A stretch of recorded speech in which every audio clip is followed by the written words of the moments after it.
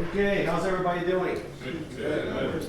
First, I want to say thanks to ASIA for inviting me and for the people keeping this going for all these years. I think I was at the first one, maybe, but it's been just great watching this evolve. Hats off. I love the facility, and I think this could be a new turning point for this. Getting some more young people involved. So, I'm Brian, and I have a shop, Galloup Guitars, and I also have the Galloup School of Music. And over the years, we've had many things that we've worked on. But one of the areas that I've dived into is Tonewood. And I thought what we were talking about is Tonewood and Tonewood applications. Now, how many people are into the science of Tonewood? Everybody these days, right? So, I got into it probably 18 years ago, and it was horrible. It was like bloodletting. Nobody knew what was going on. And the one thing that I got into right away was an FFT analyzer. Is everybody using these things? This one is a Spectra Plus. Sure. And what it does, it's a great way to see vibrations and tone. I didn't bring my mic, but I think we can still do this. And the big debate that I wanted to know was, how do I find good wood? What is good wood? How do I use it? How thick do I take it? Does that sound familiar? Right? I'm going to tap on this board. You can see I just got to jump right there. We'll tap on it again. And what you'll get in the reading of an FFT analyzer is you'll get some peaks. And what those peaks will represent is the stiffness of the board. So in some peaks, the FFT will kind of go down, and then you have one at about 50 hertz, another one at about 75 hertz, another one at about 150 hertz. And what those hertz mean is that if those hertz are higher, that means the board is either stiffer or it's lighter. And if those hertz are lower, that means the board is weaker or it's heavier. And if the density changes, all of those will increase and decrease automatically. In other words, these will go up and down equally. But if the stiffness changes on these boards, they can happen independently. And that's where the fun comes in. Now, the other question is, when you're talking about what is good wood, or what is good wood, was really a not fair statement. Because what might be good for one person might not be good for another. And also, application-wise, how you use it. What we're talking about is a fingerstyle guitar or a bluegrass guitar. One guitar requires more headroom, and the other one requires more response. For me, I was looking to build a guitar that had good response, but had decent headroom. That was my market. But if I give that guitar to a bluegrasser, they'll hate me. How many people here build like bluegrass guitars?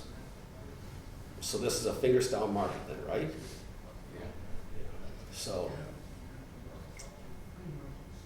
when I first started getting into that, I realized that response was king and high end was king. But there was a point where they ran out of headroom. Do you know what I mean by running out of headroom on a guitar? That means you hit it harder and all of a sudden it starts to break up, you know. But fingerstyle people really don't care about headroom. They just want good, quick response and decent headroom. Where a bluegrasser just wants to be like louder than the banjo or something, I guess. But Good luck.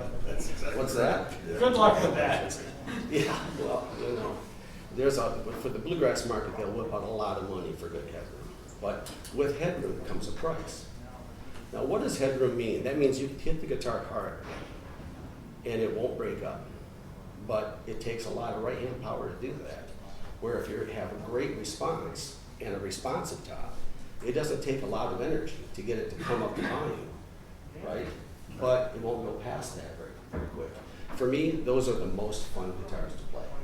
I'm an electric guitar player. Well, I started out as a bluegrasser, and I realized, well, I sucked at that. So I went to playing electric guitar, and then I wanted to make a guitar that was very responsive. And I found out I found out that I was making a guitar that was somewhere in the middle. And most importantly, I found out that if I built a guitar there, my market would find me.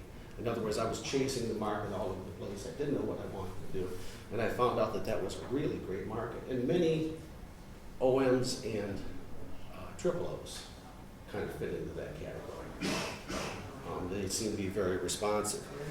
And also what we're going to talk about as we do this, and I really want this to be an open discussion that will help this conversation a lot, is species naming. Like you've heard people say, and I'm not pointing fingers, I'm holding conversation, right? Adirondack and Brazilian rosewood makes the best guitar. Well, that you've heard that, but that's just not true. Because what you're really down to is the science of the wood. And that is, what is the density? How heavy is it? And you want to calculate that per cubic inch or cubic centimeter, whatever you're dealing with. And then you want to know what is the stiffness of this board. In the big picture of things, what I found out, it comes down to how much weight the player is pushing around. It's not what thickness it's at, but it's how much weight they're pushing around. So if the top is, it's very common in the market for someone to say, I build my tops at 110 thousandths thick, but the weight will be all over the place and the stiffness will be all over the place. And when the stiffness moves around, you're really messing with that high end. The top can become very garbled like this. And the other thing, if you're building at that thickness, let's say it's 110 thousandths, I'm just pulling that out of thin air, like everything you do. And the next question is, will it hold up at that thickness? And if you wanted to build guitars that were sounding the best you possibly could, and had one thing to choose, model specific, in other words, cut out to the body shape, no cutaway, sound hole in it, rosette in it, sand it to weight. And you will have better luck for tone. But the question is, will it hold up? Because is it stiff enough to carry it at that weight, right? It's really effective for the back. I'm sorry, could you say that again? Yeah, if you wanted to have one thing, and I'm saying this just to start the conversation, if you wanted to have one thing that would help the tone of your guitars to be more consistent right off the bat, take the guitar, cut it out model specific, so a dreadnought or whatever model it is that you're doing, cut out the sound hole, no cutaway, and rosette, and then just sand it to weight. And the guitar, its responsiveness would be consistent. But the question is, at that weight, is it stiff enough to hold up? Will it be able to carry the load of the bridge torque, right? Because the guitar is trying to tear itself apart lengthwise. And you could do that. You could take it, and another common way is to set up two rails at 18 inches, which is really common. To get a known weight, any weight that you want, 1,000 grams is pretty good. And take it to deflection. But that doesn't take into account its width problems or its torque problems. That's the big issue right here. But if there was one thing that you could do, that you say, boy, my guitars will sound good this way, would be to take it to weight. And then that's how much weight that player is going to be pushing around. And if it's let's use the Martin Dreadnought as a test model here, because we all know what that is, no cutaway, right? And if you were to take it to about a total weight of 135 grams, that would be very responsive. I have no headroom. If you take it and get it up into the 40s, it doesn't take very much. The guitar will start to pick up headroom because there's more mass there. You can push it harder, and that's a great way to look at it. But the question is, will it hold up at that thickness? That's kind of like the big thing. And remember that this conversation is about application, because that's been my thing all along. I mean, I like the science. Go ahead. Okay, when you use the term hold up, do you mean longevity Fail. of the instrument? Fail. Yeah, will it fail? Because if you take it to weight, and that's the only thing you're paying attention to, you're not paying attention to stiffness, Young's modulus, or anything like that. Right. But really, you should have that kind of cleaned up ahead of time. Now, if you take a top to deflection, in other words, you have two rails at 18 inches. You have two rails at 18 inches, and you have a known weight, 1,000 grams, which is pretty good. When you take it to a deflection, then you know it's going to hold up lengthwise because it's torque load, not unlike pressure load, like the arch top is torque load. You know it'll hold up. The question is the weight of that top what you're looking for? Now, the other thing that you could do, let me finish this little thought. The other thing you could do is you had all those martins, you lined them all up. If you took them all to that deflection based off of length, because it's trying to tear itself apart that way, and then you sorted them into weight, you could categorize those things to be more responsive guitars, middle of the road, and high impact instruments. You could do that, but it still doesn't take into account the width deflection and the torque deflection. And what I mean by that, This is all pre-bracing, right? yeah. You know, I've heard it many times, and I'm not arguing with anybody because it's all a conversation. And with me, it's been an ongoing thing that I've struggled with for years. But people would say that the top is 60% of the sound of the guitar, and all the rest of it comes from someplace else. But the truth of the matter is, the membrane of the top, do I have to hold this? No. The truth is that the membrane of the top is 1,000% of the sound of that instrument. It's the gatekeeper to everything, and if you can't get past that, you're screwed. And then the next thing you bring in is the bracing. That's step number 2 of the coupled system. And I always look at the bridge plate separately, even though I probably shouldn't, but the braces come in second, right? So Brian, for evaluating weight and deflection, is there a fixed dimension and thickness? Is there a fixed thickness, length, and width that you want your tops to be at? I don't have to. This way that I go about it, which by the way, I want to point out when I say the way that I go about it, I'm a student of sound and I'm a student of Tonewoods just like everybody else. There are things that I keyed into that were important to me that made my journey make more sense, and it made my guitars more stable and it made them sound better. So, you know, this is all an open conversation. There are many people, when I said science of sound, there are many people's hands went up. I just recognized it a long time ago and I thought, this is going to be the frontier. You know, this will move into automation and or whatever. But when we're talking about the top, you know, if you tap on this frequency, and I pulled these out of thin air, we'll talk about this some more, but this frequency is this board doing this. In other words, this is its torque or its twisting mode. And that means when it's like this, these two are going up, as these two going down, and then it shifts. And if it's heavier, this will be lower, and if it's weaker, this will be lower. That's key. The next one, let's say a 75, that's 75 hertz. When I hold it like this, and if you hold the board, nothing happens. All of a sudden, you can hear this board come to life. And what I just did, this is no big mystery either, is I took the board and I found its node right there of the O2 and the 2O bending modes of the wood. And that's the piece of wood vibrating like this, and that's the piece of wood vibrating like this. I can't do what it does with my hands, but if the board lengthwise, this span right here, is doing its magic. It's not going bending here, it's actually bending there. And if the board is the short way, it's actually doing this. It's bending here. And what I did is I just found that. And so there are 2 notes that are happening at once. I finally got to where I could hear both of them, but all of this was to try to reinforce in my brain what I was hearing. And what I was hearing was a bunch of great guitars that I couldn't recreate, and I needed to get there as fast as I could. Plus, I had a school, and you know that was kind of a neat thing. But if I tap on it, that's how many times it goes from that impact to the edge and back per second. So that's obviously going to be this one because it's faster. And if I tap here, how many times it goes from there to there and back. So obviously that's going to be the slower of the 2. Right? Any questions on that? So you can do this with anything. Now with any wood, at any thickness, at any dimension, square is best. But if you have irregular wood, and if you were to cut it all the same, to the same irregular shape, you could pick up information that would help you with that.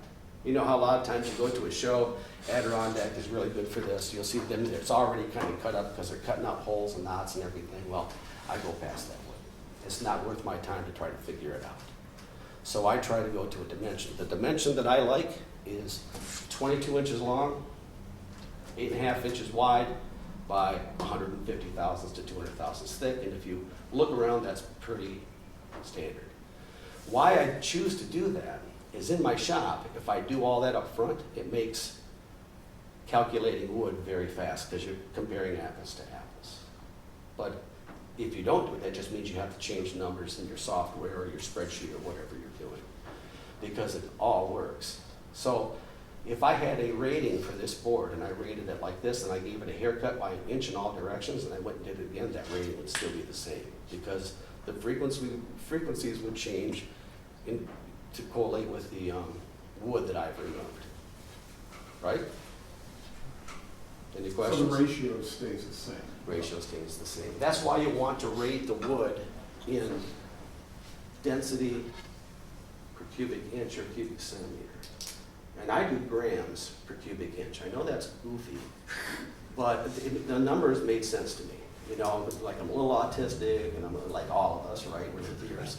But those numbers work to me, and I was always trying to align numbers that worked with me. For example, you've heard me talk about the rating system that I've been using for years. And my thing with the rating system was to try to beat it up to see where it cracked, to see where it broke. But all I was really doing was taking a ratio, which is called the radiation ratio. Is anybody familiar with that? Yeah. Sound radiation coefficient is another name for it. Go ahead. Do you know what it is? And I saw that, but then it was just another math problem. I thought, well, I can't explain this to my students, and my customers are never going to deal with this, and I know my friends are never going to deal with it.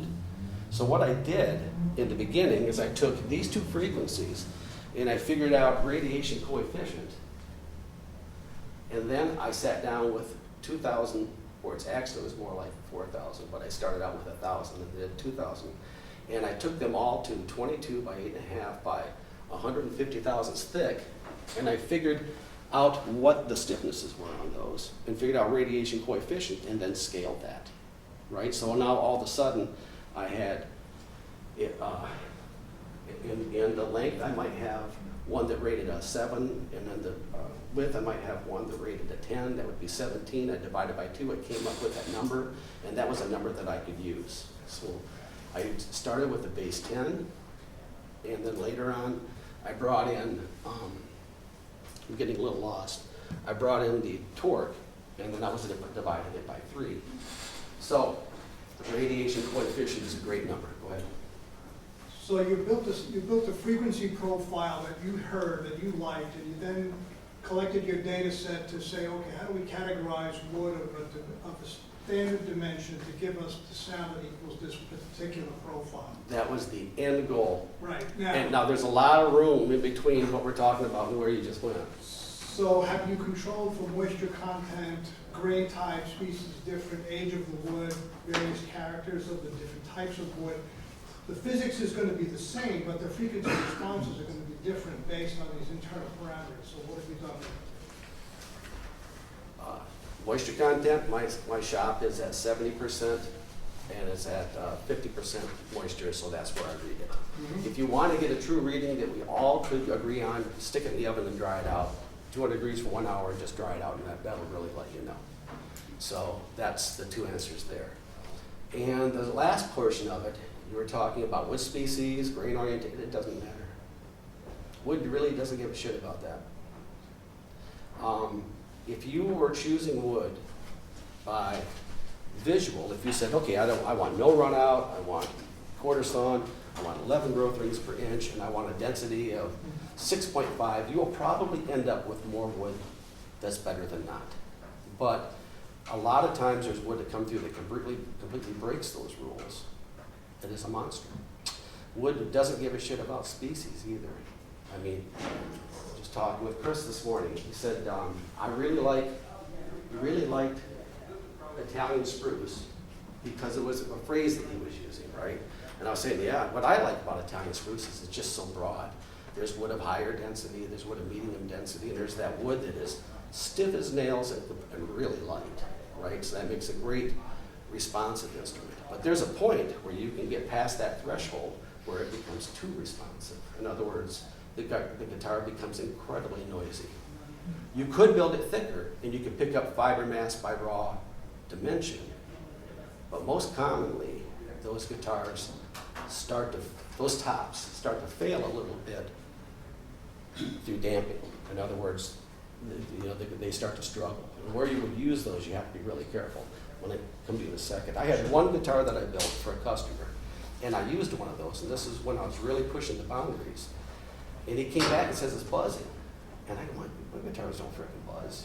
What's going on? And I looked and I looked and I looked, and what I figured out is that top was so responsive that I was hearing things that were always there, but now it could come through the top. And on the high E and the high B string, I had to take the saddle and cut a groove into it and insert ebony to dampen that, and then the customer was fine. But the other thing is, I never liked that guitar. It wasn't the top I was looking for. There wasn't enough meat in the system, and I needed a little more damping in the system to give it a little better sound. That top might have been a better nylon string top. I've always thought that on my rating system, when it gets into a certain range, that they cross out of fingerstyle and they move into nylon string tops. And I'm not a nylon string builder, so I still have a lot of room to go there. Your question? Yeah, I just wanted to ask you, so like in terms of all your research, like when you look at the wood, you look at the density, you can then calculate the EI, the EI. modulus of elasticity, the moment of inertia, and then you've got the radiation coefficient. How do you correlate all of those? Is there a correlation, or is it just, like, is there a pattern, is what I'm saying, right? Yeah, is there an algorithm? Right. Is there a pattern to it? Well, in the first place, when I was doing most of that in the beginning, I had just picked up a copy of Leffer and Lutheran. And in there was a spreadsheet that we plugged up and we were using in the shop, so I did not invent that. And already in there was speed of sound and figuring out density. As a matter of fact, there's still a lot of stuff in that book, and I should go back and revisit it.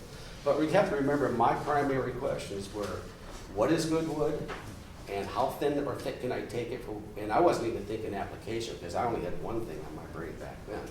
And that's when I came across radiation coefficient through my friend Mike Chemnitzer. Anybody know Mike Chemnitzer? Nugget mandolins, brilliant builder, quiet, lives up in northern Michigan making mandolins at 30,000 a pop as quietly as he can. But he showed me that ratio, and I go, wow, that's the thing that I want, speed of sound and the density. That's what I've been playing with all along. You have to remember that I made a jig. When I say that's something I brought to the table, I didn't bring any of that to the table. I only used it. I'm really happy that those people did that. But the one thing that I was able to bring to the table was raw effort. I was willing to sit down and go through tops. And that's when I took all the tops to those dimensions. And I made a jig where I was able to set the rails here and deflect it, and set the rails here and deflect it. And then I wrote all those numbers down. And then I sat down, and that was, let's say it was 4,000 pieces of wood, 2,000 tops, which by the way is not far off. And then I wrote down the density on that, and the weight, and those frequencies, and how much it deflected. And then I sanded 5 thou off, and I did it again. And I just watched how it started to, I don't want to use fail or decay, but how much it started to move. And what I found out is these things moved independently, which was really not what I was expecting. I wasn't really happy about that, but I had to deal with it. Once I had radiation coefficient, I was able to load it into some software that we developed, and then that's when I came up with the rating, because I was able to know, number one, what is the rating of the wood, which is a numerical code, which doesn't mean anything. It's only a number. It doesn't make the top good or bad. And then I was able to establish the flow of the wood as it started to become weaker and weaker and weaker. First in a 2-dimensional mode, and later on in a 3-dimensional mode. Follow me on that so far? No, I know. Okay, what's the question you're asking then? 2 or 3 dimension. Okay, first off, 2-dimension being this. And 3-dimensional also, I was able to add in this. Includes the torque. Yeah, includes the torque, which is really important. Have you guys ever seen the software that I have? I know Roger has. Let me see if I can bring it up here. This will answer some questions. Remember that this whole thing is about application. Have you guys seen this before? No. All right, well, this thing is a mess.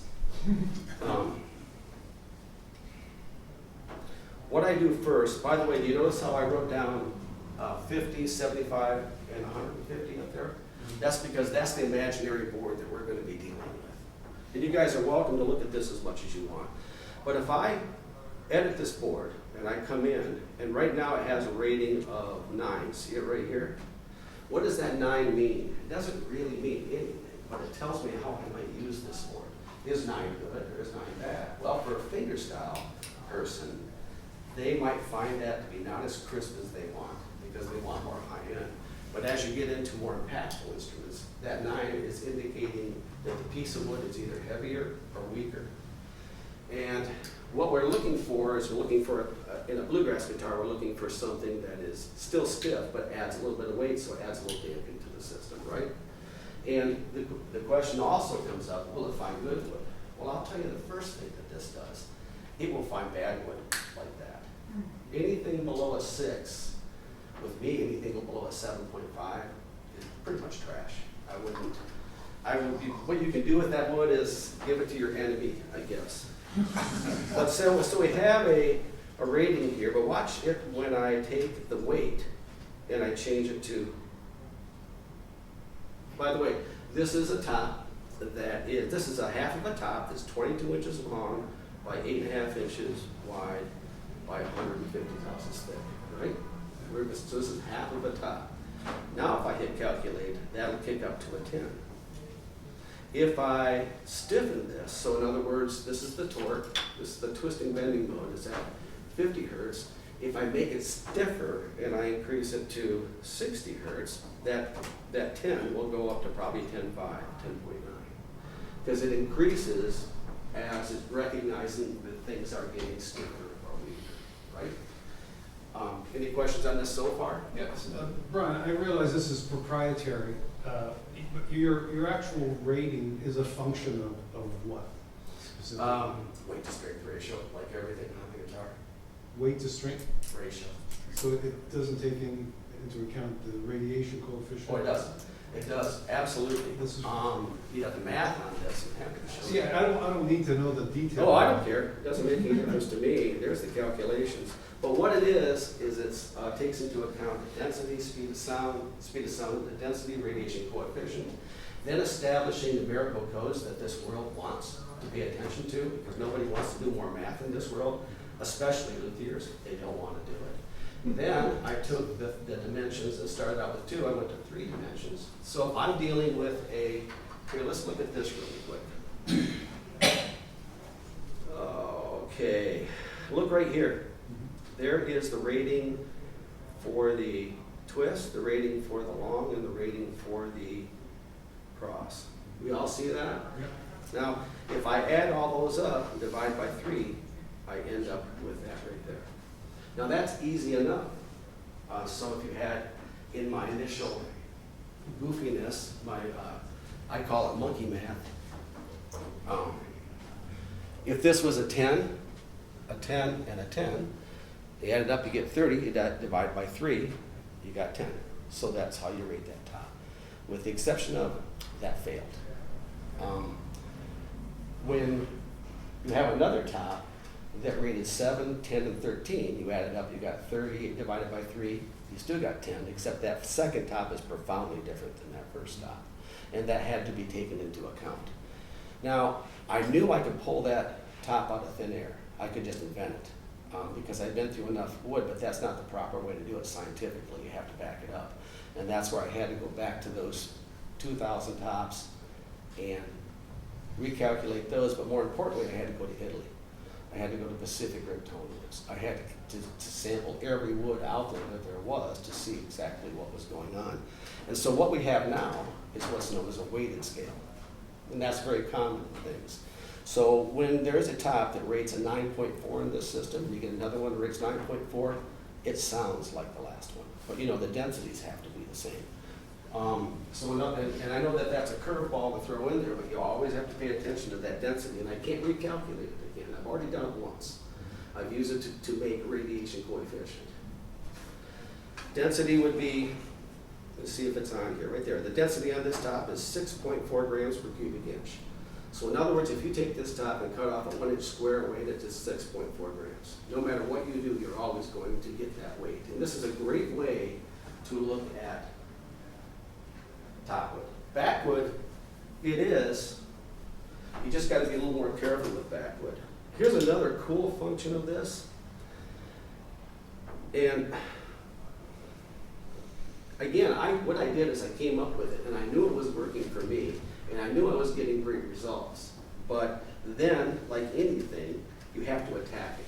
You have to absolutely go back at it with everything that you have and find its failure points.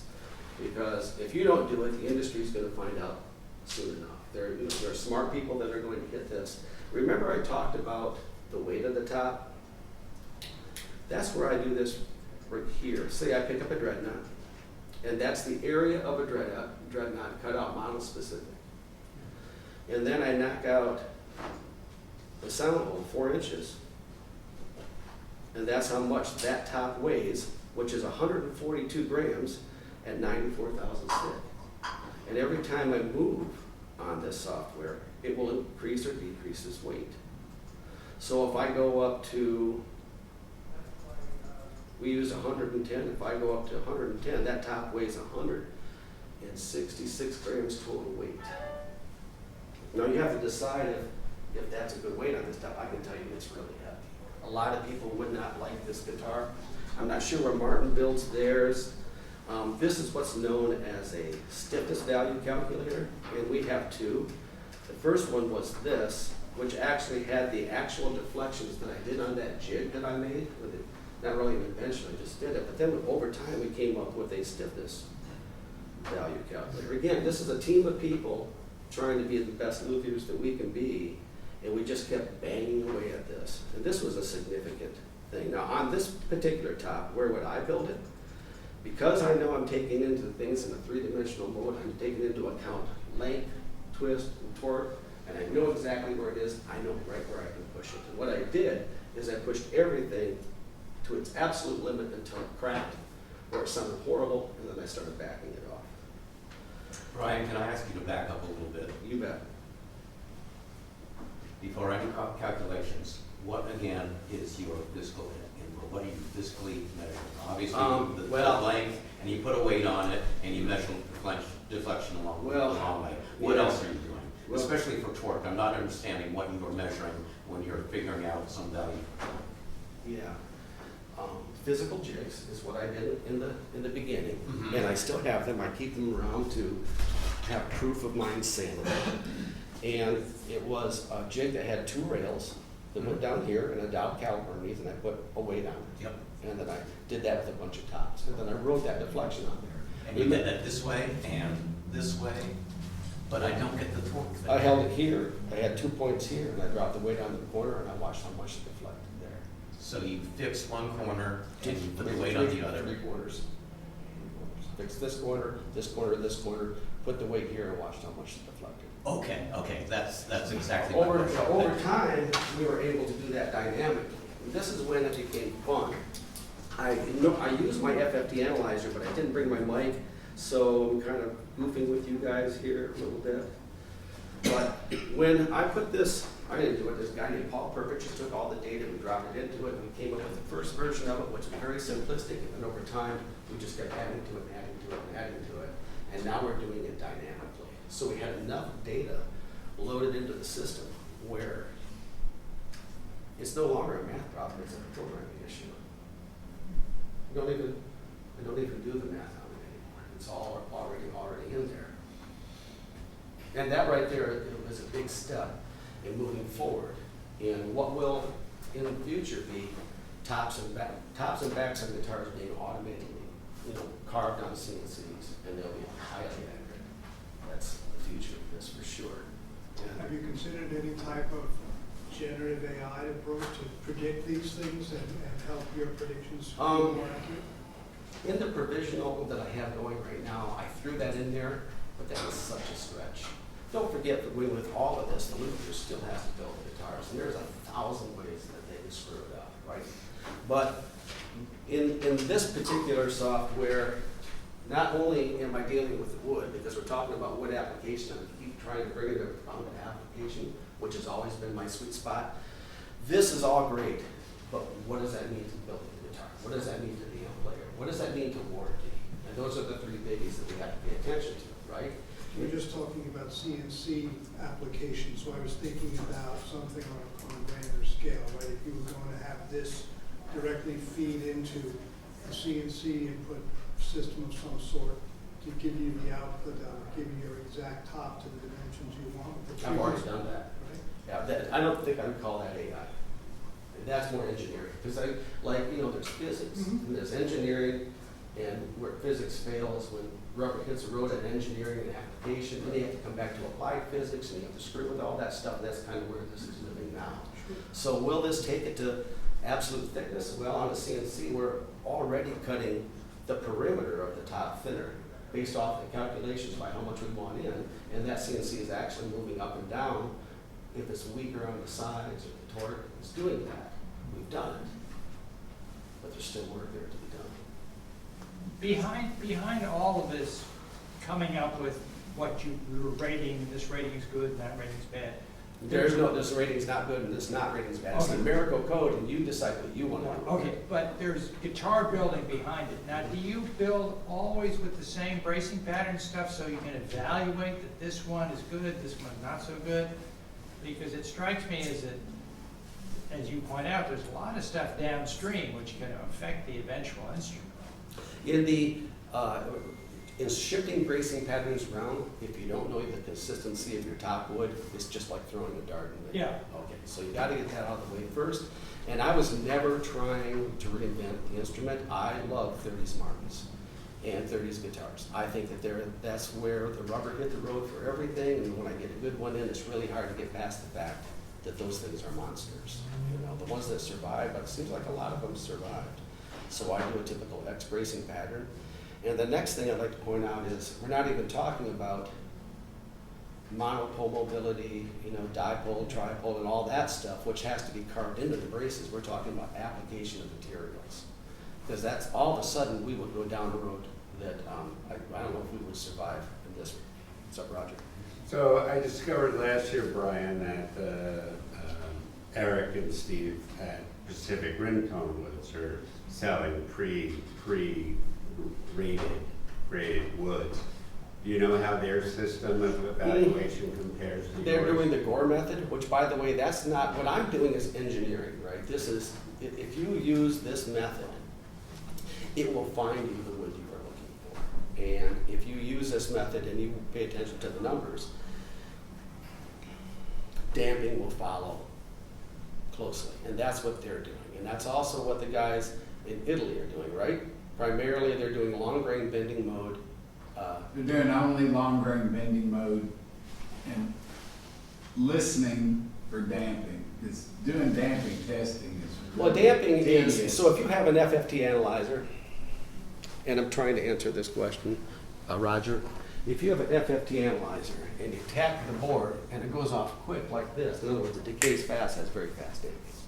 And if it all of a sudden, if it goes off like this, then it has slow damping, and they calculate that, or Q, is how much decay there is at a 3 dB movement, and that's what the human ear can hear, right? And how do you, so with damping, which doesn't even become a pass-fail thing, it's what you want. If you have very quick damping, well, those notes are gonna get out of the way really quick. If you have slow damping, then they may ring a little bit longer. Also, that has a lot to say about how the player might interact with that board. So there's not good or bad. I've heard people say, oh, they want this. Oh man, that's pretty conclusive. You build a guitar out of it and do everything against what you think it should be, and you give it to some young guy, and he's gonna do something that you weren't thinking about. So that kind of comes into the play. But they're doing Q, and that would be considered, not the Gore method, because that's been being done in the violin world for a long time. By the way, I got so much of this information from the violin world, because those people are absolutely insane. They will do anything to make the violin better. It's not about their ego. Oh, no, it's fine. But it's, but that's what they're interested in. And that's what I was doing with most of this. And the team at the shop, because there were many people working on this over the years and contributing to it. I was just trying to get the heck out of the way so that I could learn something, because I definitely was in a rut. I was building guitars that were great, and then I would build 3 or 4 that sucked. And then I would push it to the limit and they would fall apart, and that's where I had to really get into it. And the information in the violin world was valuable. And also, right at that moment, the internet kind of exploded and people were posting things that were very valuable. So I'm a student of this, and I still am. Very proud to say that. Any questions so far? Like Gore, do you take it into when you build a box? I mean, do you then analyze that on the soundboard, how it got applied essentially with bracing and You're talking about checking the modes of vibration on the top of the speaker and vibrating it? But do you correlate what you expected? I mean, because I presume you think these frequencies are going to come through. I can answer that this way, is that once the wood is done and all of this crazy shit that we were doing here had taken it to the limit, or to the point of explosion, I set up this, which by the way is not popular on this one. This is a test computer I haul around, but this is sound profile. So what it does is it takes that board and it drops it into this system. So now at any time I can take the top and I can go over hit the numbers, and I can bring that board up and look at it. That would be the top. But I do the same thing with the back, the sides. I tune the bracing, I rate the bracing. And when I get done with all of this, I have the bracing pattern, X bracing, final thickness, weight before voicing, weight after voicing. Voicing is something that we still do. I still believe that that's the part where the human factor comes in. But we weigh the top before voicing, we weigh the top after voicing, so we can continue with that. And when we're all done, we hit save, and we have this profile. And at the very end, if Bob liked the guitar and Joe wants one just like it, we hit that. And with all of those pieces of wood, there's a barcode that's hit right to them. And it tells us what wood to go grab and when it's not in the system. When we're doing things right and when we're not screwing it up by not taking care of our paperwork, which happens all the time. But this is valuable as much as any good luthier that I know that keeps good paperwork. Every great luthier I know keeps good notes. So this is a way that we digitally did it. And then of course we took it to the limit to where it was a point of insanity. I don't know what else goes on with this. This is not the system that I use anymore. So I have instruments, I can search instruments on this, so if I have an instrument that came in, I go, wow, that was really good. This thing is holding up really well. I can take that instrument, I can search it, I can find out where the boards came from. Did they come from Pacific Rim or Volta? What was the density, so I can go back and refresh that in my memory. All of this was me trying to refresh this in my memory. But this is all fun stuff. Well, let's go back to these boards. Now, this is a 10.9, and why I came up with that 10 as being the top was because that's where most boards fall. Polonia goes up, balsa wood goes up into the 14s, Polonia goes up into the 14s or something like that. But most Tonewoods fall about 10, and if I still kept 10 as my base, I had to argue with people the least, right? It falls in that range, and people generally want to think of 10 as being the best. Is this on? That's 10 as being the best. So that's why I still stuck with the 10 base, even though over time, I moved the decimal point, but the numbers just got bigger and it didn't make any sense to me. So 10 is still a great base for this. Now, if a great board for me on one of my guitars is something, we put an edit board. Let's go back here and make this. What I'm doing is I'm changing the hertz. So I went from 60 hertz, I went from 60 down to 50, so I just made that slower in that area. I'm going to go to 52. If you notice what I'm doing is I'm looking at this number right here. let's go to 53. And also in the beginning, what this was a like a little wood luthier's video game we had. We started using it, and it was teaching us something to help us, but we didn't even know what we had. We just kept using it until one day I looked at it and, you know, I think that this is a good tool. And both Sam and I started laughing our asses off. I go, yeah, that could be effective. But again, all we were trying to do is between these. Now see that says 10.3 up there?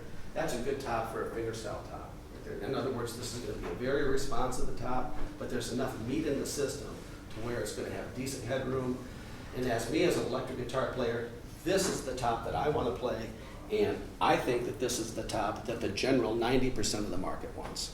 It's got decent headroom, has good swells for chording, it's a good responsive top, and the weight at 6.4 grams per cubic inch is right in the zone. Where does it get to be too heavy? At about 7, it gets pretty laborsome. So if I were to take this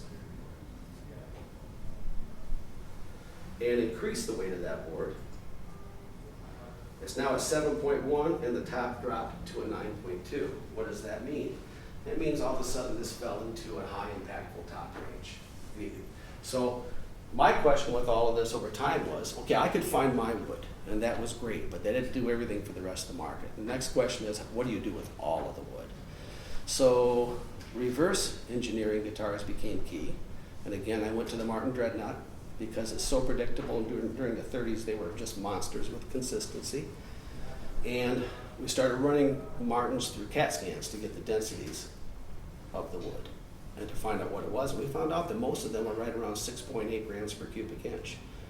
And then I was able to cross that over to say this is what the general market, what it kind of looks like. For me, anything below 7.5 is pure trash. But still, you got to know what to do with it. So if you gave me a board that rated a 7, with this system, it would still say it sucks, but I could tell you how to use it its best. I could tell you what thickness to take it to. At least it could do that. But when you get up into like about 8 to 9, that's the general market. And many great guitars are made with that wood in that range. But when you get above 9, that's when you get into that wood that can produce the finest examples of what that particular guitar is trying to do. In the range of 9 to 9.7, that's that bluegrass range. It's going to be impactful. Remember, you still got to have crispness on the top of that. It's all about high end. You're going to have to take it to the right thickness to do that. That's where the deflection value comes in, because if you choose a deflection value, and this number is irrelevant, it's a nice number to write down, but that will always respond that way. And if you want to try to increase high end, you could make it thicker. Or you could choose a top that's a little bit lighter, but you can play with that a little bit. Hey Brian, is this taking into consideration, is this just tops, or do you also have a rating for like backs and sides? The rating is uniform, Okay. and you can use it on backs. It's just that Rosewood would rate 4.7. Right.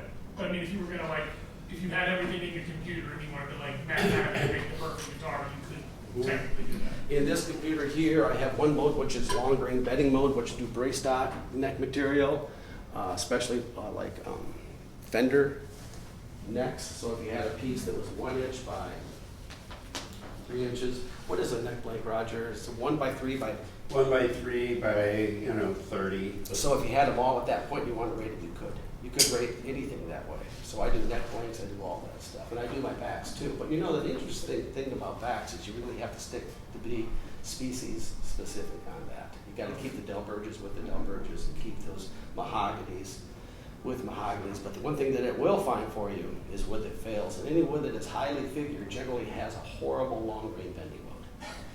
Horrible. That's why that great old Brazilian rosewood that was quarter sawn is really great for tone. And I don't want to say that like as I'm choosing tone for people, but I like it because the back of the guitar won't get out of phase this way. You ever see people put the brace lengthways? If they do that, then they're repairing that, trying to make it stiffer. So Brian, I've been following your work for a long time. Is it ever going to be available to people like us? Man, I'm glad you asked that question. So, what time is it? 5 minutes. Okay, here's my thing with all of this, is once you get into it, this is a lot of fun to play with, but my goal has always been simplicity, simplicity, simplicity. How are we gonna get it down to its least common denominator that people can use, that they can create a language that they can move forward with? Because there's a lot of great luthiers and really smart people out there. So what I've been working on, and even Roger and I have talked about this, he keeps saying, when are you going to give me an example so that I can do a beta test? Well, I was always embarrassed to give it to him because I always saw the gaping holes in this thing. And I didn't want to release this on to the public because I didn't want to get beat up. I also cared about my friends and my community. But now that we have a weighted scale, it takes care of that one problem. And the other thing that it takes care of right now, instead of just doing long grain bending mode to get the thickness of this top, it takes into account all three at once. So if you, well, I'll show it to you right now. This is what will be out in 2 weeks. This is Acusonics. I named that because people generally don't like to tag their name to their guitar brand. So I came up with Acusonics. And this is an app. Actually, it's not an app. I don't know if I'll go that far, but if you download it onto your browser or whatever it is, you can have it on your phone. And so this will rate wood. And let's build that top that's up on the wall there. So I got 50 hertz, right? 75. Let's choose 180 grams, that's how much that half a top weighs. Again, it's 22 by 8.5 by 0.150 thick. And God, I hope it works. Please work. Oh, look at that, it's like magic. So right there, it's rating a 10, it's rating a 10. But so if I change any of these, it will take into account. So if the torque is failing, it'll adjust for it automatically. If the width is failing, it'll adjust for it automatically. If you have anything, and it has this density of 6.5, let's say, if you have another one that weighs 6.5 grams per cubic inch and it weighs 9.4, it'll react just like the last one. So close you can't tell. But here's what I'm really proud of, and this is what I've been working on. Well, I worked on that all through COVID, because we all knew we had a lot of time during COVID. But the stiffness calculator now takes into account all three dimensions at once. So if I were to, let's look at 15.1 at 92 thousandths, right? So let me go up here and weaken this board down to 30, which that board is out there, and it calculated. Now it's going to go from a 10 to a 7.4. It was a significant drop. And one thing about this calculator, it's ruthless.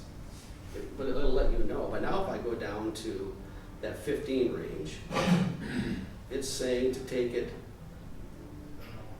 almost 20 thousandths thinner.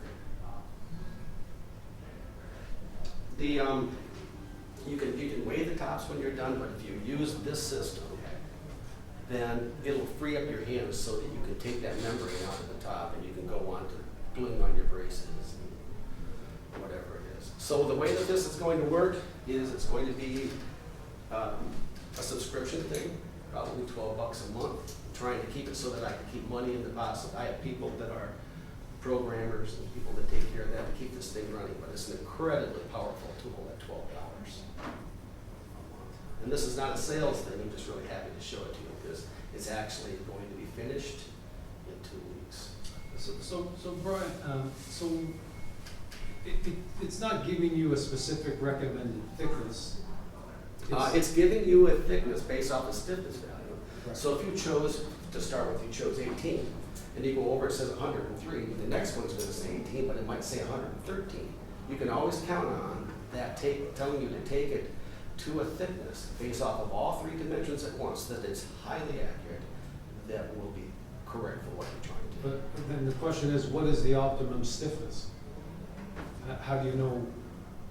Oh, well, you look at the, see, my brain fries a little bit, and I have to go back to it, because doing this over the last 15 years was hell on my shop. because that's what we're arguing about, is, you know, application and perception. But right here is the stiffness.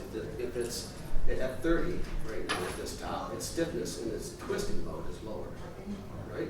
So you look at that. And what you can do, and what I did with this portion of it, I would just sit there and run scenarios. Because what I'm trying to do, ultimately for me, I already know what the stiffnesses are, and I know I'm using good wood. I'm looking at this final number right here. So let's say I'm making one of my fingerstyle guitars, I want it to be 130 grams. I just keep going down until it reads 130, and I know right now that this top will not make the guitar that I want to make there, because it's at stiffness value is 10.3, and I got to be up in this range.